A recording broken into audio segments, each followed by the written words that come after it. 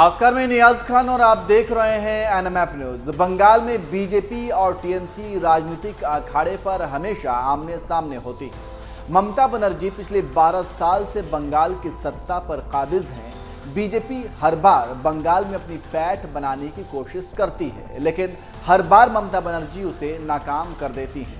आपने देखा कि किस तरह से ममता ने विधानसभा चुनाव 2021 में बीजेपी को करारी शिकस्त दी थी।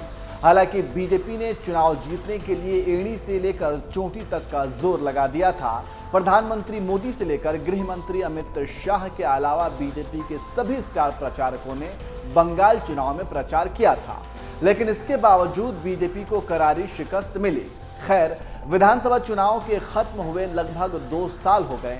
वहीं अब बंगाल में पंचायत चुनाव का दौर शुरू हो गया है और एक बार फिर से बंगाल में राजनीतिक हवा तेज चलने लगी है। टीएमसी और बीजेपी के बीच एक बार फिर से राजनीतिक बयानबाजी तेज हो गई है। पश्चिम बंगाल की सीएम ममता बनर्जी ने अपने भतीजे अभिषेक बनर्जी को पंचायत चुनाव में पार्टी की पूरी जिम्मेदारी दी हुई है। अभिषेक बनर्जी हर जगह चुनाव प्रचार कर रहे हैं। वहीं दूसरी तरफ पश्चिम बंगाल में सीबीआई और ईडी भी कई घोटालों की जांच में लगा हुआ है, जिसे देखकर ममता हमेशा केंद्र सरकार को कोसती रहती हैं। अभी हाल ही में बालासोर ट्रेन हादसे के बाद ममता ने बयान देते हुए केंद्र पर निशाना साधते हुए कहा था कि सीबीआई को इस वक्त बालासोर ट्रेन हादसे की जांच करनी चाहिए, लेकिन इसके उच्च अधिकारी बंगाल में समय बर्बाद कर रहे हैं और लोगों को परेशान कर रहे हैं। वहीं अब ममता के भतीजे अभिषेक बनर्जी को भी ईडी ने तलब किया था, लेकिन अभिषेक बनर्जी ईडी के सामने पेश ही नहीं हुए और कह दिया कि उनके पास इतना फालतू समय नहीं है। दरअसल अभिषेक बनर्जी को ईडी ने शिक्षक भर्ती घोटाले में पूछताछ के लिए मंगलवार को तलब किया था। वहीं अभिषेक बनर्जी की ओर से कहा गया कि वह जन संयोग यात्रा में व्यस्त है, जिसके चलते उपलब्ध नहीं होंगे। माना जा रहा है कि अभिषेक बनर्जी की गैर हाजिरी को लेकर ईडी उन्हें दोबारा से नोटिस भेज सकती है।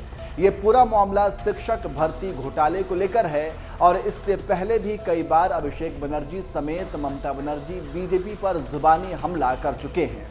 इसके अलावा आपको बता दें कि अभिषेक बनर्जी रविवार को उत्तर 24 परगना ठाकुरबाड़ी मंदिर पहुंचे थे, लेकिन मंदिर में उन्हें विरोध का सामना करना पड़ा था। मतुआ समुदाय के लोगों ने टीएमसी सांसद अभिषेक बनर्जी के मंदिर में घुसने का विरोध किया था और उन्हें काले झंडे दिखाए थे। वहीं अभिषेक बनर्जी ने बीजेपी के सांसद शांतनु ठाकुर पर विरोध करने का आरोप लगाया था। अभिषेक बनर्जी ने एक वीडियो को शेयर करते हुए लिखा था कि मैं सीआईएसएफ के साथ शांतनु ठाकुर के ठाकुरबाड़ी मंदिर में घुसने, जूते पहनकर परिसर का अनादर करने और महिला भक्तों पर हमला किए जाने के अपमानजनक कृत्य की कड़ी निंदा करता हूं। उन्होंने राजनीति के नाम पर ठाकुरबाड़ी की पवित्रता का अपमान किया है, शक्ति का शर्मनाक प्रदर्शन।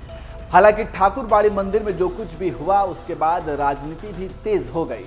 एक तरफ अभिषेक बनर्जी ने बीजेपी पर सारा गुस्सा उतारा और इसके पीछे बीजेपी का हाथ बता दिया, वहीं दूसरी तरफ बीजेपी नेता भी अभिषेक बनर्जी पर खुलकर हमलावर हैं। मंदिर में जो कुछ भी हुआ उस पर पश्चिम बंगाल के नेता प्रतिपक्ष शुवेंदु अधिकारी ने भी अभिषेक बनर्जी को आड़े हाथों लिया और कह दिया कि यह एक खतरनाक कदम है। अभिषेक बनर्जी ने अपनी ताकत के दम पर अंदर जाने की कोशिश की, ये सही नहीं है। बतौर सांसद उन्हें पहले ठाकुरबाड़ी से अनुमति लेनी चाहिए थी और पत्र भेजना चाहिए था। तो इस तरह से आप समझ सकते हैं कि पंचायत चुनाव से पहले ही बंगाल की राजनीति की हवा कैसे बदल गई है और बीजेपी और टीएमसी के नेता आमने सामने आ गए हैं और राजनीतिक मैदान में खुलकर दांव पेच आजमा रहे हैं। अब देखना होगा पंचायत चुनाव में कौन किस पर भारी पड़ता है और क्या बीजेपी पंचायत चुनाव में कुछ कमाल कर पाती है या फिर नहीं।